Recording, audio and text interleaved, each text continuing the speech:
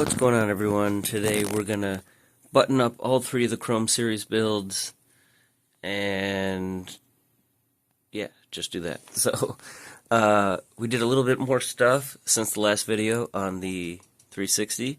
So we mounted this stuff here. We've got a black fan gasket, then the metal fan grill that with the hole in it. Then we've got another white fan gasket, and then the fan.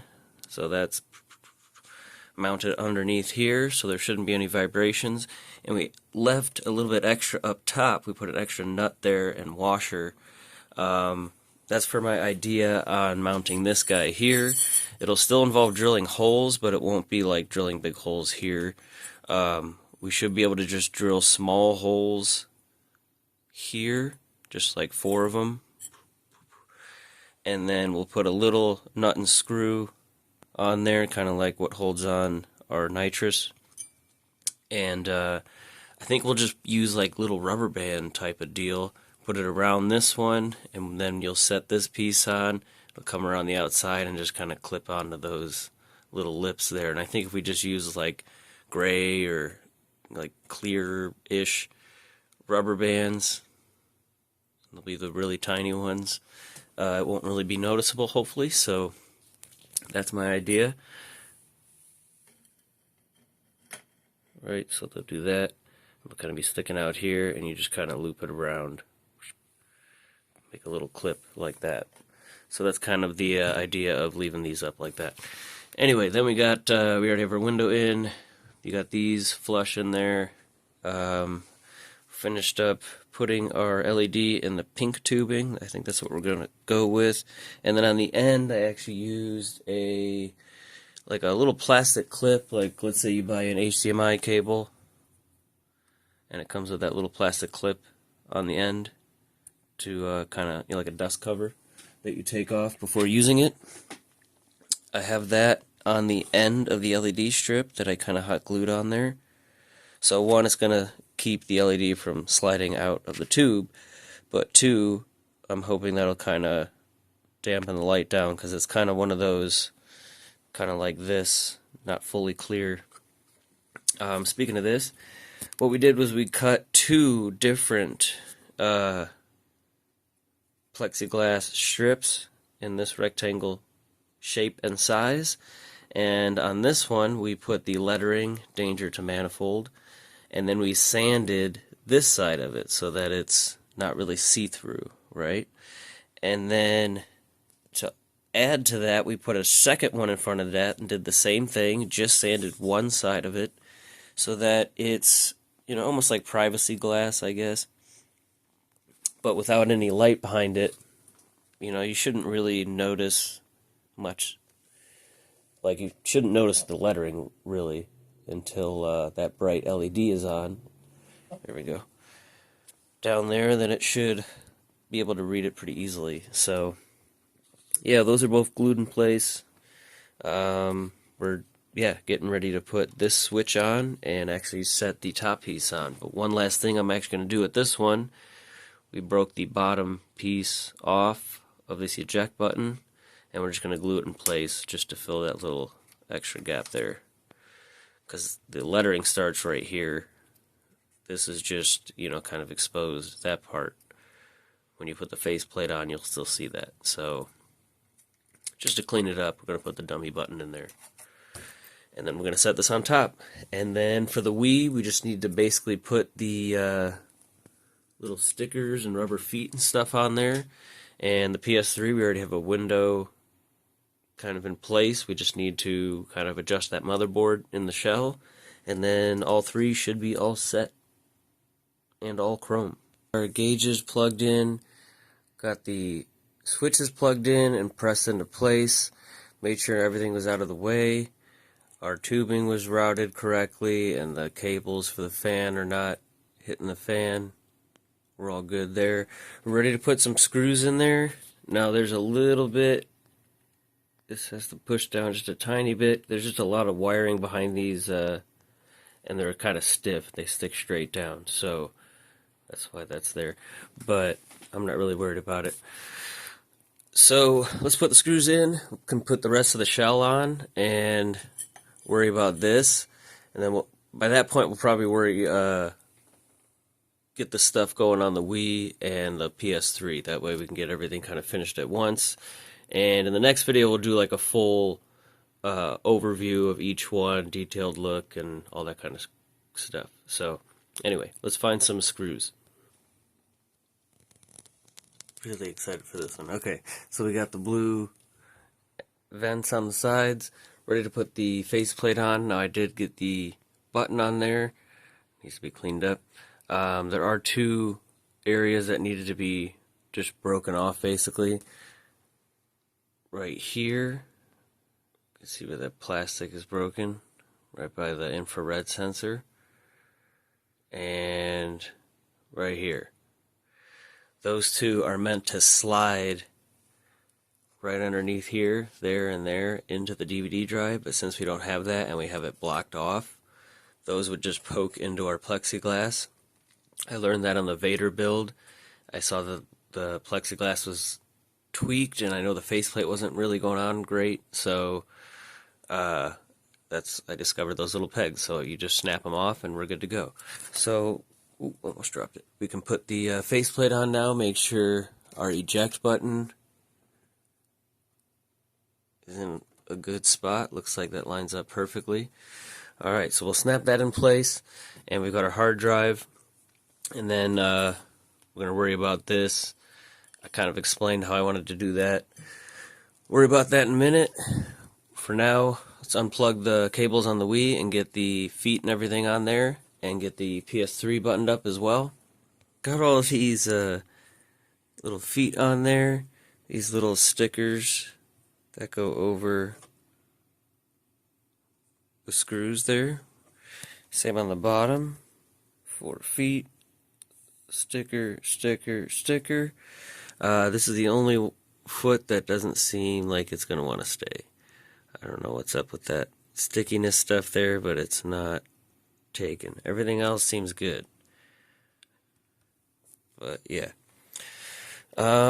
So I guess that's done. I have to figure out if I want to glue this door closed, because this one is the broken one. I'm not going to reorder a whole nother shell just for that door, but when it's snapped closed, it stays in place. But if you try to open it, it's just going to come off. So, I don't know. I think I'll just leave it. This door is good, though, and this is the only one I've ever actually used myself. So, anyway, PS3 time. Okay, there wasn't much to really show on this one. I just kind of took the power supply out and back in, and I don't know, it must have been sitting a little bit weird, but the top piece seems to fit on and match up perfectly well. So let's go ahead and put that on, put all the screws on, and we got to do the same thing with this one, put all the rubber feet and whatnot on the console. All the screws in, put the rubber feet on.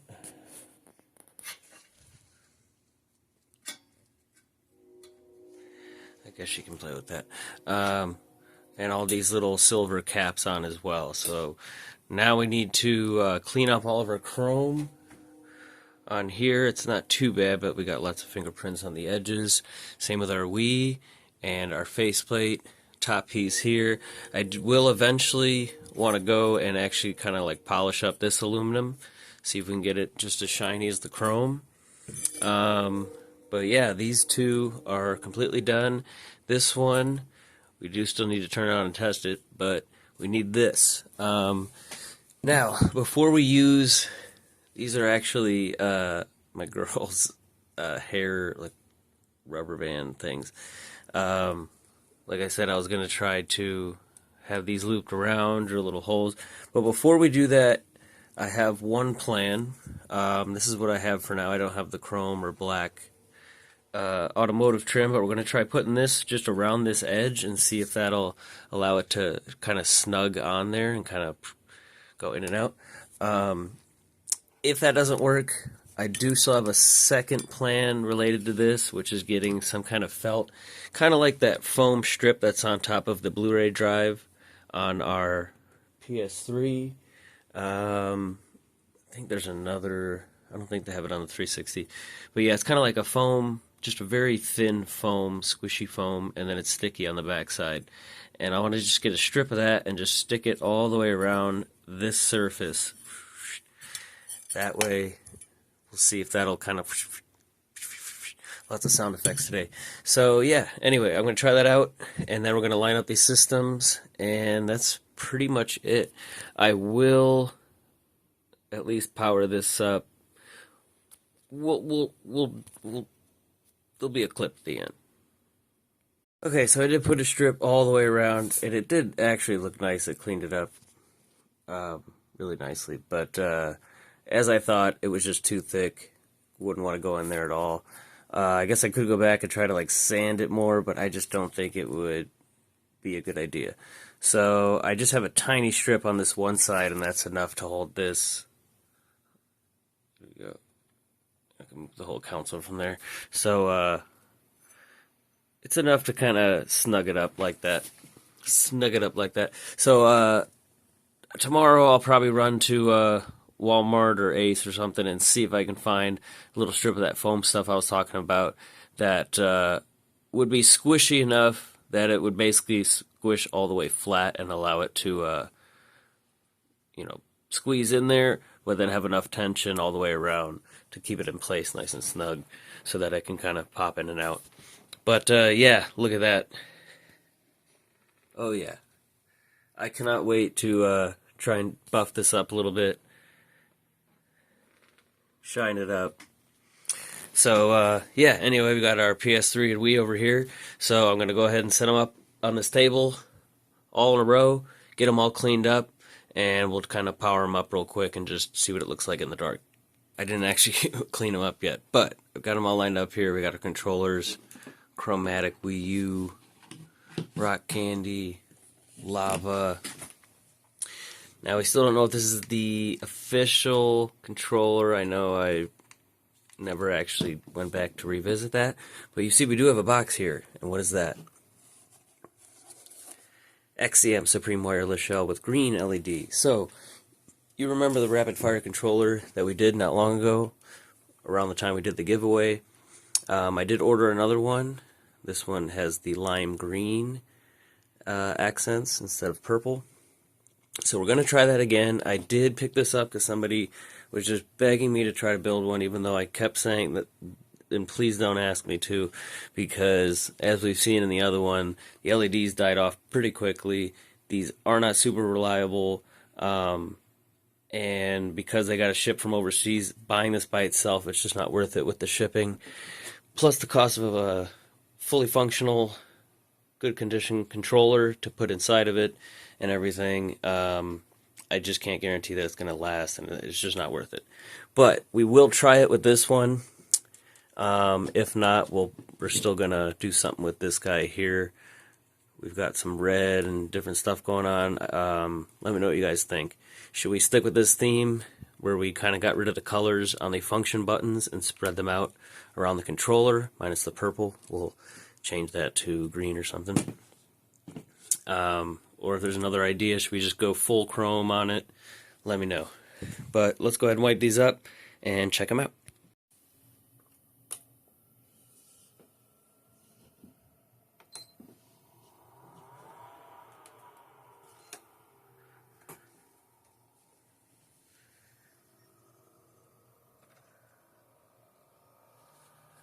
Alright, test this out real quick.